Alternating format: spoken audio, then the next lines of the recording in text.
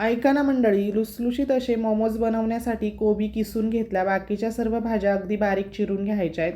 चमचाभर तेलात सर्व भाज्या एकत्रच टाकून फुल आचेवर 3-4 मिनटं परतवून झाल्यावर चवीपुरतं मीठ, काळी मिरी पावडर, बटर आणि कोथिंबीर घातली. स्टफिंग तयार झालं. पीठ भिजवताना त्यामध्ये तेल किंवा मीठ काहीही न घालता भिजवून घ्यायचं आहे.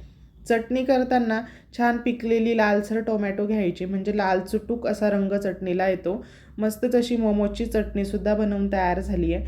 मोठ्या आकाराची इथे चपाती लाटून त्याच्या छोट्या पुऱ्या अशा कट करून घेतल्या आणि तुम्हाला जो सोपा असा शेप वाटत असेल ना मोमोजचा, तो तुम्ही इथे त्याला देऊ शकता.